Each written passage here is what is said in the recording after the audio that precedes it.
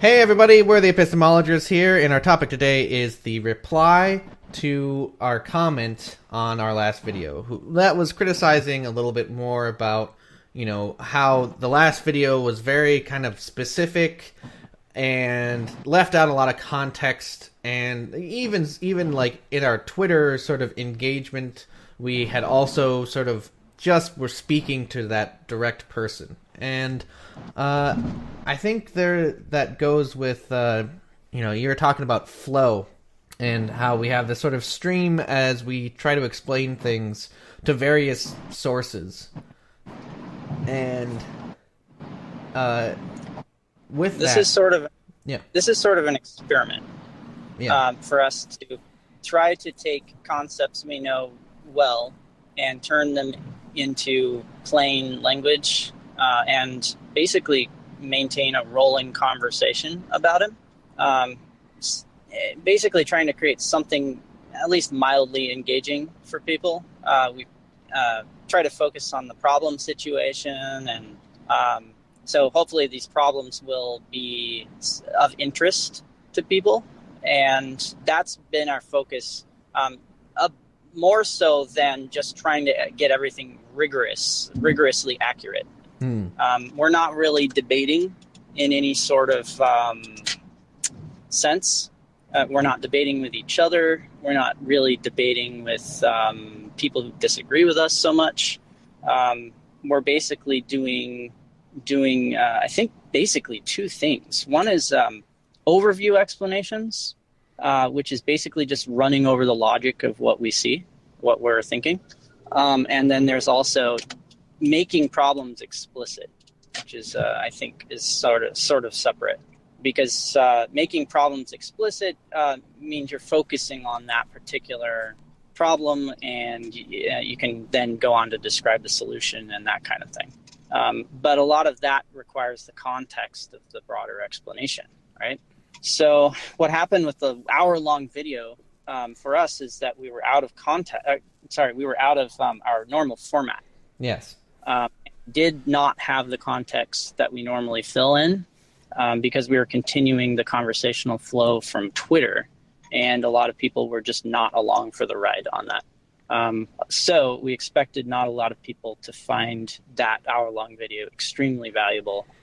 We apologize to everyone who thought they were getting into something awesome, and it didn't really pertain or whatever, if they felt like they weren't being addressed. So this video is an attempt to cover some of those interesting things and reframe the whole thing in a format that's suited towards what we normally do. Right. That's a pretty good explanation. I think this format though is going to be a little bit a little bit different, because we have a comment that we are going to be trying to at least address some of the things inside of it, as well as kind of talk about the differences between foundationalism and fallibilism, and why we believe that foundationalism, they are inherently diametrically opposed. That you cannot be a fallibilist and a foundationalist. There is such a thing, and it exists in philosophy, that you can be a fallible foundationalist, but we are taking the position that by its very nature, if you think that everything is fallible, you must hold it in your, you must believe that, or hold it to be true, that you are a fallible being. And you can't really build a foundation of things that can be wrong. If you were to say, well, I was going to say the foundation is just going to lend you a certain bias towards your preconceptions in every case, and that's what we are trying to do expressly with fallibilism, is avoid that. So the trouble for foundationalists, especially those who are trying to say that their foundation is fallible as well, is that we're still looking for confirmation. Yes. We're looking for justification. There's all kinds of different ways of feeling better about what our ideas are. And heck, confirmation and justification, really, I have looked and heard many things about justification, but, people that are talking about justification often means something that is entirely, meaningful to them, but does not have any direct meaning. So common sense is a good synonym for a lot of what people would call justification. And to ask somebody, oh, how do you know this? How do you know that your hand's in front of your face? They would say, oh, it's just common sense. And that would be a justification, is that everyone knows when their hands are in front of their faces. It's common sense. Yeah, so we don't need to explain further. We've axiomatically found an end to the search of what's going on. Right, but to many philosophers, they have who study philosophy, they have to deal with this question because really, your senses can be tricked. You can run into this situation where you say, oh, well, how do you actually know? Because you could very well be a brain in a jar, and you could be thinking that your hand is in front of your face, but it's not really in front of your face, blah, blah, blah, blah, blah. That's it's a long and tired argument. Matrix, you could be in the Matrix, and, Could be. Yeah.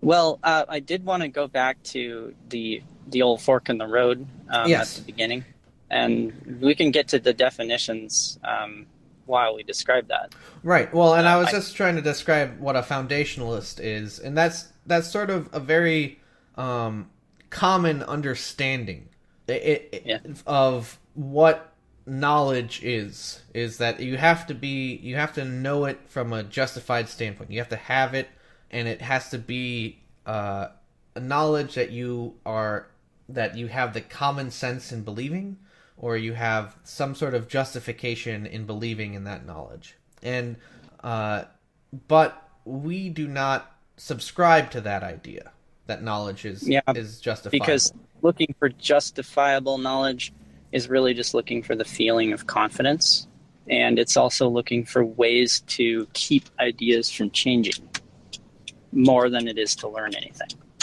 So the major problem, of course, is that we're always using our preconceptions to interpret new events. So that, fallibilism done right should remind us to be careful when doing that, because we are often seeing these things through a lens that we've always had because it's familiar. But events can all be interpreted with different lenses, different worldviews, and you can come to startlingly different conclusions based on what lens you view it through. So fallibilism is really a reminder to check out other people's lenses or other worldviews. Yeah, and not just subscribe to your own. Not just subscribe to your own worldview or lens. And you get attached. Yeah. You get attached in foundationalism. You get attached to your foundation. Yeah. And you do not want to entertain the logic or the whole system of logic presented by another worldview. You don't want to. It feels like a waste of time. Well, and you already spent so much time building your own worldview, building carefully all the bricks of your foundation, that it seems like a waste to go over to this person over here and look at their foundation. Why would I do that? I can just take this other person that's disagreeing with them and say, oh, well, I've looked at all the sides and I agree with this side, because my foundation says that I should agree with this side. Well, so you can roll it all the way back to where we think, the epistemologists think, the mistake started, the misconception, and that's the old fork in the road, what we're talking about. It's the decision to treat knowledge as either justifiable or conjectural. Conjectural. You decide one or the other. And let's, for the sake of argument, decide that it's justifiable. What happens is, if you go down that route, you can spend your whole career or life, your whole life, many lifetimes, actually, many generations can be spent inside that particular system of logic. And that whole branch of it has probably wasted more philosophers' time than any other idea. invariably leads to the Munchausen trilemma. This is basically a trap of three bad options. You can either find yourself searching for justifications endlessly, one after the other, is one option. And that's no good, only from the fact that you never get to what you're seeking anyway, which is probably ending at some ultimate justification. The second bad option is a circular argument where you are seeking for justification and you come back to where you started. And you just keep working over the logic that way. It's kind of just you're getting lost in the logic, just trying to find this thing you're not finding. And the third bad option is really just getting fed up with all of that and trying to end the search. But you do so by just saying axiomatically, yes. Yeah. But by fiat, you arbitrarily decide that due to reasons, maybe, that this thing is true. Right. There could be all kinds of reasons. So in the example legitimate. of your hand,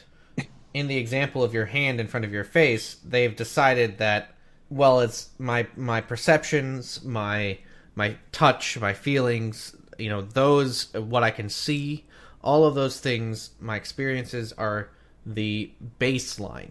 I trust those.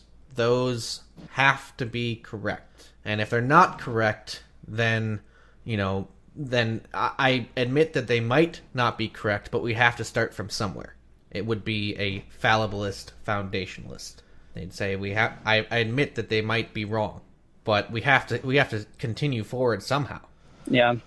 Most of the refutations I've heard against fallibilism, genuine fallibilism, is that it comes from a background of not actually dropping justificationism. There's somewhere in there, if you look deep, you'll find some aspect of justificationism that they're not actually rejecting. Right. So it creeps in and will essentially tweak the logic such that fallibilism will look like it doesn't make sense, because it doesn't actually make sense in that system of logic, right? Yeah. So, but to illustrate that, let's go to that side of the fork in the road. That side of the fork in the road, it's all about conjectural knowledge.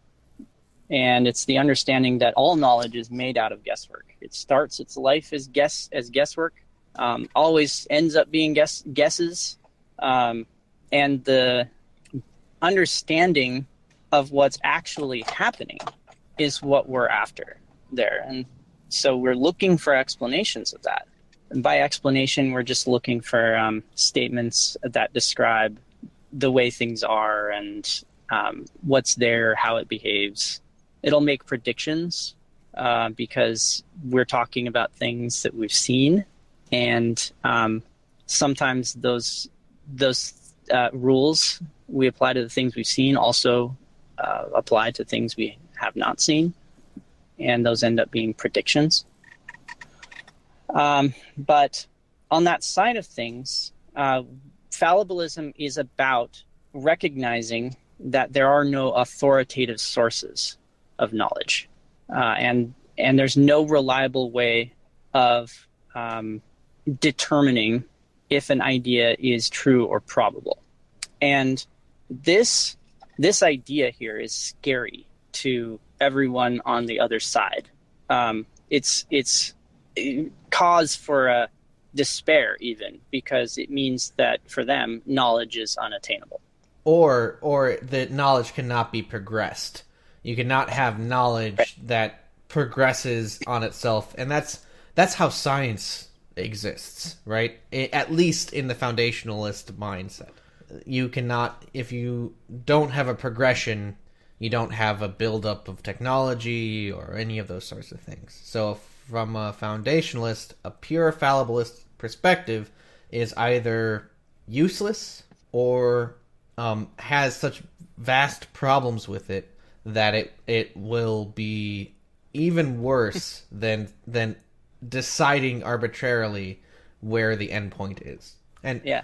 And to put a fallibilist perspective on sort of the hand in front of your face, a fallibilist would say that one of us, a person who believes in conjectural knowledge, would say that your hand isn't necessarily in front of your face, but with all of the things that we know, all of the constraints that we have, it most likely is in front of your face. Yeah, it's a guess. It's a guess.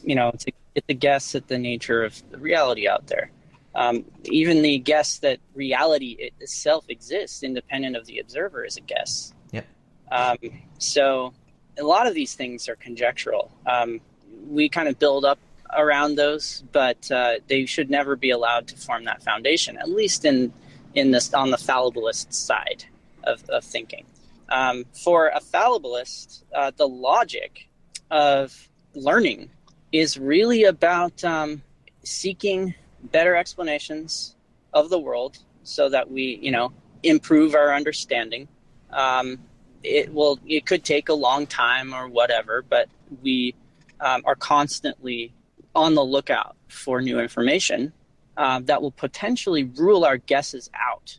This is what is called falsification, is ruling out guesswork based on new information. And this is key to science. This is why science is a very important part of the process of learning for everyone, is because we all come up with speculation, but most of that speculation is bad. And we want to be able to rule it out in a, I guess, scientific way that isn't just using our preconceptions to do so. So there is a conflict at the heart of the fork in the road. We pick one side of the road over the other one because going down the other side, you can't go down both sides. Right. Because you're confronted with that conflict. All problems are logical conflicts. It's conflicts between ideas. That, one idea is that this cat exists, and it conflicts with the idea the cat does not exist. Well, and in this case, the conflict is there is a starting point. There is a whether it's your perceptions or your, whatever there is a starting point at which you can build knowledge from a justified or qualified level. And that's the foundationalist perspective. And the fallibilist says there is no starting point. All we can do is guess and get our guesses better, which sounds scary at first. But and the other question becomes, how do you gain confidence as choosing the conjectural knowledge? And the answer is you get good at explaining and understanding more about what is a better guess and what is a worse guess, and you get better at understanding more guesses and incorporating them.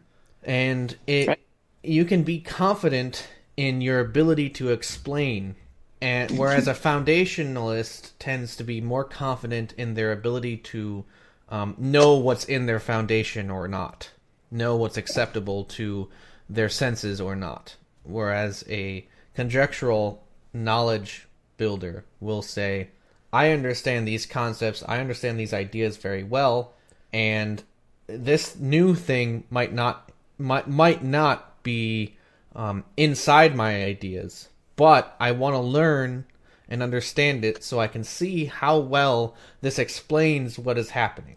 Right. Explanations give us many other layers to test. You can't just test every guess, because not every guess is, that well put together, and not every guess is an explanation. Explanations account for things that we know, and that account sets up rules that we can test logically.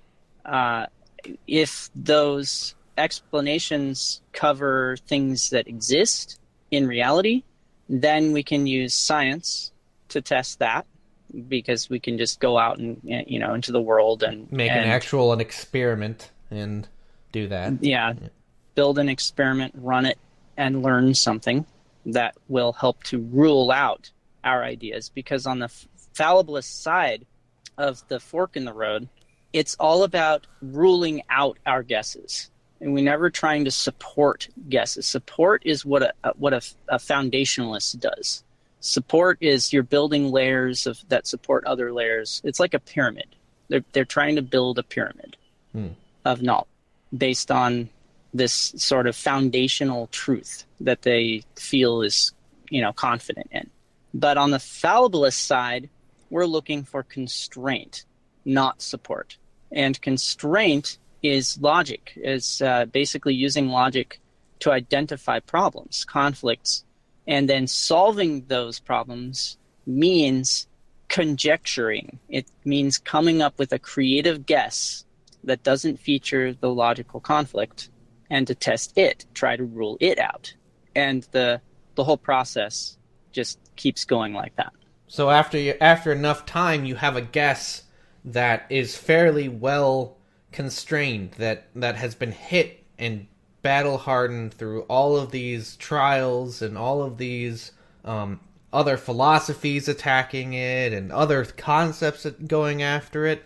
It becomes this well hardened, well put together idea that is hard for something to disprove it, and you can gain confidence in knowing that idea is a very good one. And even if it's wrong in some way, it's still probably going to contain some very useful insights. Yeah, a well-constrained explanation is really hard to change without it breaking something, breaking some kind of part of it that it's what it does is it disempowers it. It makes it so that it can't explain the things it used to be able to explain, and that's an actually really good sign to look for explanations that are very difficult to change, or that it breaks their ability to explain, because that means it's very highly constrained by other pieces of information, maybe evidence, other background knowledge that you have, and even other explanations. Everything can be held together in a sort of logically constrained network. Nothing therein supports each other. None of these ideas have to support each other, and it's not necessarily a big foundation that we're building here, just a web of interconnected, interconstrained ideas. So I think we're quite a bit over our usual time again, but we have plenty of other videos expanding on all these thoughts, and I hope that helps with defining what a foundationalist and what a fallibilist is, which is something I really is important to not only the Twitter conversation, but in getting to understand how we understand the world. This is a big thing that we are going against. So leave your likes and subscribes and comments, please. We like comments. This last one was a great comment, so thank you very much.